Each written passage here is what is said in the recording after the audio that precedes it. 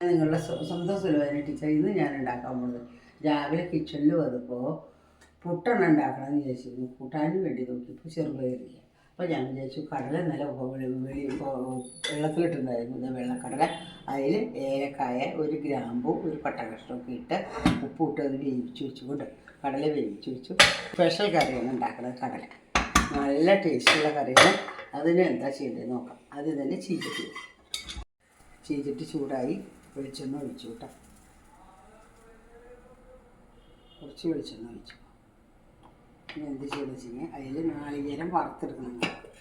തേങ്ങ വറുത്തെടുക്കണം. വറുത്ത മസാലക്കറി, നാളികേരം അരച്ച മസാലക്കറിയാണ് ഉണ്ടാക്കുന്നത്.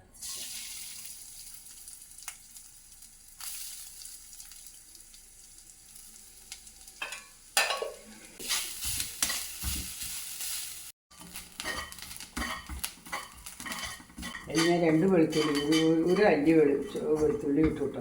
ചുവന്നുള്ളി ഉണ്ടെങ്കിൽ ചുവന്നുള്ളി ഇടുന്നത് നല്ലതാണ്. സവോള ഇടണ്ട. മൂത്തു ഇതാ നാളികേരം നമുക്ക് ട്രാൻസ്ഫർ ചെയ്തു കേട്ടോ. പ്ലേറ്റ് കിട്ടും.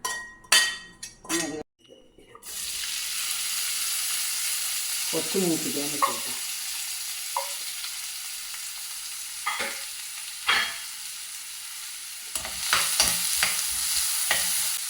ഇതാ 2 കഷ്ണം ഇഞ്ചി, ഒരു പച്ചമുളക് ഉണ്ട്, അത് വഴറ്റണം. പിന്നെ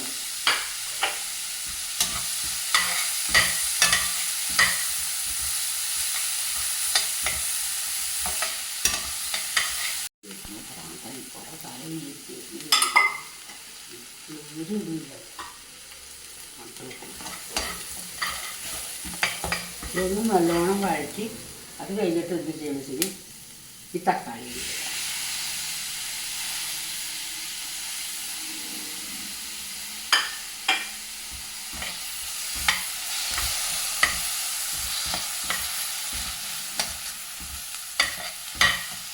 മസാല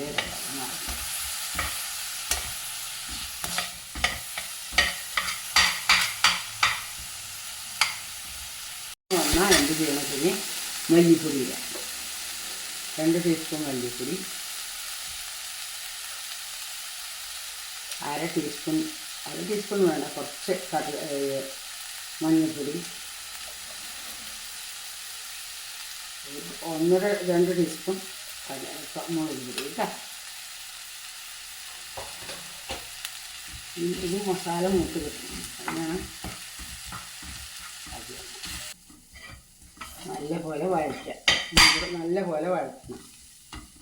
എന്നിട്ട് ഇതിതാ ഇത് മാറ്റിക്കുക. ചൂടാക്കണം. ഇത് 2 ചൂടാറട്ടെ കേട്ടോ.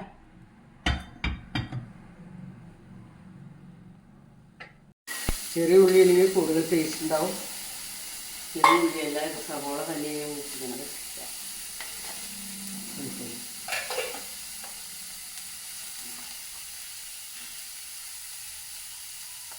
ഉള്ളി വെളിച്ചെണ്ണ ഒഴിച്ചു.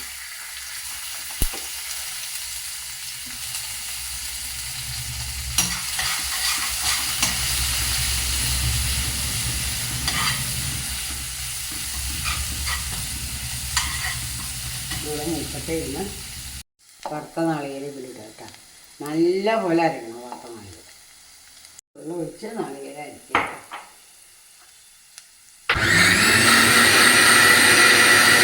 വേറെ ഒഴിക്കുക. ഇതിൽ ബാക്കി സ്പൈസ്, മുളകും ഉള്ളിയെല്ലാം ചേർത്ത് അരയ്ക്കാൻ പോകും. ബാക്കി ഇരിക്കണം എല്ലാം ഇടുക. എല്ലാം ചൂടാറി എല്ലാം ഇട്ടു.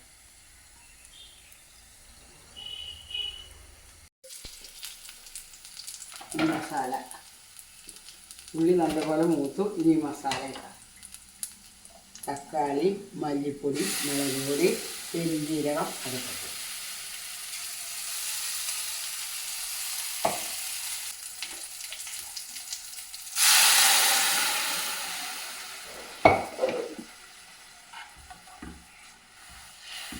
കടലയാണ്.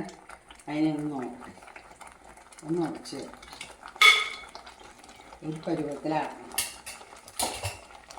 ചൂടാറിയിരിക്കുന്നത് അതിന് ആ വഴണയില മാറ്റിക്കളയുക. ഇതൊക്കെ മാറ്റിക്കളയുക കേട്ടോ. പട്ടക്കഷ്ണം ഒന്ന് ഉടച്ച് കഴിഞ്ഞാൽ കഴിയാം. കടല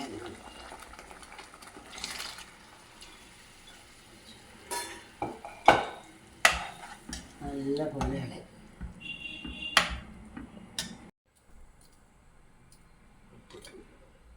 പോരാത്ത ഉപ്പ് വേവിച്ചാൽ ഉള്ളി മുപ്പിച്ച് കഴിഞ്ഞു. എല്ലാ ജോലിയും കഴിഞ്ഞു. ഇനി എളുപ്പത്തിൽ കലാക്കണം. ഈ തേങ്ങ അതിൽ ചോട്ട് വരും. തേങ്ങ വേണമെന്ന് നിർബന്ധമൊന്നുമില്ല. പക്ഷെ തേങ്ങ ചേർത്ത് വറുത്തരച്ച കറി നല്ല ടേസ്റ്റാണ്. ചോറിനും ഇത് പുട്ടിനും ചപ്പാത്തിക്കും എല്ലാത്തിനും യൂസ് ചെയ്യാൻ പറ്റും. കുക്കർ അടുപ്പിൽ വെച്ചു. കുക്കറിൽ വെള്ളം വെച്ചു കേട്ടോ. നമുക്ക് പുട്ടുണ്ടാക്കണ്ടേ. കുക്കറിൽ വെക്കുന്നതാണ്. ഒറ്റ ഗ്ലാസ് ഇത്ര കിട്ടും നമുക്ക് 2 പേർക്ക്.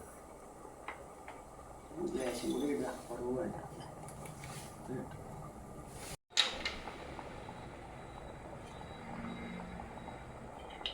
ഒന്നുള്ള ഉപ്പിട്ടു. അത് കഴിഞ്ഞ് വെള്ളം തളിക്കും. പൊൻകതിർ പുട്ടാണെങ്കിൽ 1 ഗ്ലാസ് വെള്ളം ഒഴിക്കണം. ഇതിപ്പോൾ 1 ഗ്ലാസ് വെള്ളമൊന്നും ഒഴിക്കണ്ട. ഒരു 5 മിനിറ്റ് നനച്ച് വെച്ചാൽ മതി. അവർക്ക് 10 മിനിറ്റാണ്. നല്ല പൊടിയാണ് കേട്ടോ പൊൻകതിർ. ഇതല്ല. കുക്കർ അടയ്ക്കട്ടെ. സ്റ്റീം വേണ്ടേ.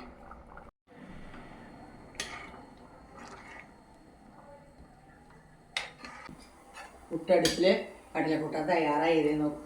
നല്ല മണം വരുന്നു. ചിക്കൻ കറിയുടെ മണം വരുന്നു. ചിക്കൻ മസാല ഇട്ടിരിക്കുകയാണ്.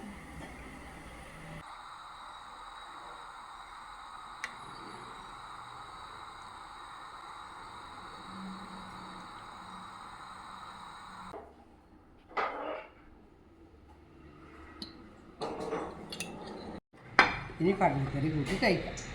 നേന്ത്രപ്പഴവും ഉണ്ട്.